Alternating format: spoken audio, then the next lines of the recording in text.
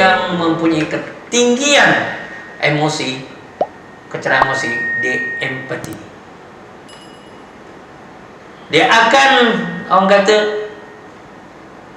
memberi sebelum orang itu melakukan, menemui kegagalan. Beri dulu, tunjuk dulu sebelum orang itu melakukan menghadapi kegagalan. Ini empati. Seorang yang emosi yang tinggi, dia ada empati. Contoh senang.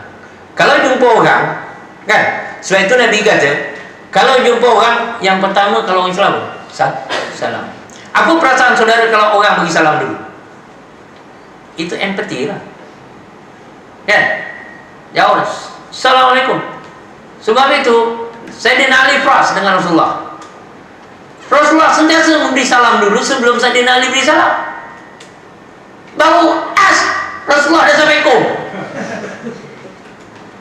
Jadi Rasul, makhluk manusia yang paling agung, memberi salam kepada orang yang lebih bawah daripada ini. Empati. Ini tak saja masuk. Assalamualaikum Ustaz. Saja nunggu orang beri salam. Jadi salam itu pun salam basa-basi. Saja salam ambil hati je, bermuka-muka lah, bukannya datang dari dalam. Salamnya macam itu, tidak sepenuhnya. Tidak empati. Kemudian Rasulullah kata, kalau jumpa mesti pegang tangan salam. Yang boleh salam lah, salam, dan jangan tarik sebelum orang itu lepaskan. Ini kan contoh daripada emotional quotient. Sebelum Rasulullah jadi Rasul, umur 40 tahun daripada dalam kandungan, lebih 40 tahun dah kalau dalam kandungan, Rasulullah SAW ini sudah dibentuk dengan pekerti yang mulia. Adabani Rabbi fa'ahsana ta'dibi. Allah membentuk adabku. Jadi yang disebut emotional quotient ini adalah, itulah inti daripada emotional quotient. Adab, akhlak, ya. Tuh. Jangan sehingga kalau berjumpa pusing tiang, jumpa lagi Assalamualaikum lagi, salam lagi, tak buat kerja lain dalam asyik salam aja, pusing sana salam. Maksudnya begitulah emosinya, ya, emotional quotient. Bagaimana emotional quotient Rasulullah SAW masih kecil? Banyak, kalau tidak saya bersirah terlalu banyak, boleh katakan semuanya menunjukkannya itu terlihat. Maka adalah bila betul saja ada anak lelaki, maka dia mengambil Nabi Muhammad SAW sebagai, ya, susuan. Nabi Muhammad SAW mempunyai emotional quotient yang tinggi waktu itu. Sebelah kanan ini untuk saudara kandungnya, saudara susuannya, dia ambil sebelah kiri. Kalau ditolak ke kanan, dia tidur sebelah saja, sebab dia tahu yang situ adalah untuk saudara susuan, untuk makna saudara dia, untuk Abdullah namanya. Jadi itu menjaga hak. Jadi ini emotional quotient di semua yang Allah jadikan di dalam hati, menjadi teladan kepada kita. Kemudian kecil-kecil sudah bekerja, mengembala, itu emotional quotient. Pasal apa? Dia tahu dia duduk di rumah orang, so berterima kasih secara praktikal, syukur secara praktikal. Kalau nanti apa kecil-kecil dah buat kerja, rupanya itu sebagai emotional quotient, kecerdasan. Jadi mengenali diri dan kedudukan diri, kehadiran diri, dan mempunyai daya, apa yang dikatakan, versatility. Itu apa versatile di bahasa Melayu?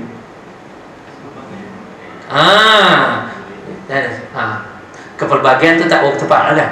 Makna serba boleh lah. Tapi serba boleh ini bukan jadi yang buruk, yang baik. Versatile. Dia tahu meletakkan. Waktu dia bersama ibu kandung dia begini. Waktu umur ini yang dia buat. Ini versatility. Kita tidak. Umur dah tua masih main kartun dalam komputer. Itu tidak versatile yang betul. Itu backward, bukan forward, ya tak? Mundur, bukan maju. Patutnya itu anak-anak menjadi bapaknya. Lepas itu dia jadi perusahaan pula, kan? Game. Katalah bernasib, dah tua macam saya, repot. Kumpulan nasi, kumpulan tua. Kalau tua, dia kena pergi kasidah. Yang orang muda tak boleh buat kan? Macam itu. Jadi versatility ini ada pada Nabi Muhammad sallallahu alaihi wasallam. Jadi kita kena versatile. Jadi istilah Inggeris menjadikan benda tu hebat. Kalau kita kata serba boleh, tak setepat yang dimaksudkan, maka istilah itu dipakai. Kita versatile. Manusia yang versatile akan berjaya. Contoh, ingat cendawan? Cendawan yang bukan cendawan yang sebabkan hujan, kayu buruk, bukan. Ini perusahaan cendawan. Pada tahun awal 80-an lah, mula masuk ke Malaysia ni, dibuat di Princess Hill. Waktu tu kita di Dewan Bahasa ada buat seminar. Memang orang ni kalau nak buat seminar memang dia suka merayau. Pasal bajet takut tak habis, jadi merayau lah. Bawa ke naik bukit, bawa ke tepi laut, dia tak. Bajet tak habis kena tanya. Jadi pergi ke sana awal-awal pagi sebelum pukul 8.30 kita merayau pergi cari cendawan. Waktu tu memang di antara makanan yang pelik agaknya cendawan piara. Kalau cendawan busut ni tak berapa menarik. Cendawan kuku tak berapa menarik cendawan. Pergi cari rupanya tengok tempat ada signboard rumah burung. Ya betul juga lah, cendawan buat apa rumah itu, kita tidak. Kalau kita mesti buat yang hebat-hebat, dia tak, rumahnya hebat, hasilnya tak ada. Tengok sampai sana, tengok nak cari kat mana tokek ni. Kita tengok seorang yang macam Cina, Jepun lebih kurang Cina, tengah masukkan abu-abu kayu di dalam polybag, polybag. Bila masa itu saya pun masuk kopi, tengok perempuan Cina seorang, kerani dia cakap Melayu lah. Oh, you punya macam tak ada, saya kerja saja. Yang duduk dalam ofis kerja saja. You punya tokek mana tu? Yang mengisi abu kayu. Tidakkah ini versatility? Datang dari Jepun, buat perusahaan di rumah burung. Cuba bayangkan, kita kalau pergi luar negeri tak main rumah burung. Hotel cokak, cokya tak pergi, kita pergi 5 star. Dia pergi rumah burung. Kemudian dia juga sebagai pembantu abuk kayu untuk benih cendawan. Nampak? Itu namanya versatility. Bila kita tanya kenapa kami yang buat, dia kata kalau tidak saya yang buat, siapa yang nak buat? Karena dia ilmu orang tak ada lagi. Yang keduanya, kalau saya boleh buat, mengapa saya bagi orang lain buat? Kita tidak. Apabila dah sampai ke tahap korporat, mula perangai keparat aja. Begini ya. Tak boleh duduk dah. Saya tengok di channel dia. Jalan. Dia tu. Itu style lah. Dia tidak. Sebab itu dia pun berjaya. Kerana versatility dan praktikal. Jadi Nabi SAW adalah contoh terbaik. Tak payahlah tiru yang menyebut contoh yang memang dalam buku banyak, dalam SQ, dalam macam-macam contoh. Tetapi contoh yang baik itu waktu dia kecil. Okey. Kemudian dia punya kebijaksanaan, orang yang ini dia ada kebijaksanaan emosi, bukan kebijaksanaan intelek. Kebijaksanaan emosi mampu membaca perasaan dan harapan orang lain. Dalam satu peristiwa mengembala kambing, waktu tu agak sudah masuk remaja sedikit, dia mengembala kambing Safwan bin Umayyah. Safwan bin Umayyah di antara orang yang terakhir masuk Islam. Pasal dia terlalu kaya. Dia dah lari daripada Mekah, lari ke Yaman. Dia pasal takut dia sebagai biang keladinya di antaranya sama Abu Sufyan, takut kena bunuh, dia lari. Sehingga Rasulullah berikan serban supaya panggil dia balik, bukan dia maafkan. Jadi dia jaga kambing. Padang rumput di Mekah terlalu jarang. Dia pun pergi tengok orang berebut pada rumput, nak gaduh. Rasulullah dapat meleraikan dengan senang je. Bahasa mudahnya dalam bahasa Melayu, ya. Pasal masing-masing tadi ada dia punya apa yang kata, tidak ada zero mind. Yang dia ada semuanya adalah prasangka, yang dia ada adalah kepentingan, yang dia ada adalah pengalaman. Pengalamannya apa? Kalau dah banyak bertengkar, gaduh, berbunuh pun jadi. Itu macam kita lah, ya. Jadi itu dah ada, Rasulullah selesaikan senang. Dia tengok kambingnya tidak bergaduh. Jadi beginilah, kambing yang nak rumput tak gaduh. Orang yang tidak makan rumput hanya jaga kambing, takkan nak gaduh. Satu ungkapan yang paling simple. Kambing yang nak rumput tak gaduh. Dia tak kata lah dia pakai name tag, aku kambing Muhammad, aku kambing katalah Yazid. Tak ada. Dia tak pakai name tag pun kambing tu. Semua sama je, malah terus berkenalan dia. Apa khabar? Jantan betinanya terus berkenalan. Orangnya tak nak berkenalan. Ini uraian saya. Jadi kalau begitu, janganlah kita gaduh. Yang mustahil, kambing kita semua selamat. Bahasa kasarnya, kalau kambing tak gaduh, kita gaduh, siapa kena jadi kambing? Penggembala kena jadi kambing, kambing jadi penggembala. Jadi dalam pengurusan pun begitu. Kalau kita mak bapak gaduh dan anak baik, siapa patut jadi bapak? Tentulah anaknya kan. Jadi ibunya anaknya. Mak bapak asyik gaduh Bapak gaduh pengandung dah.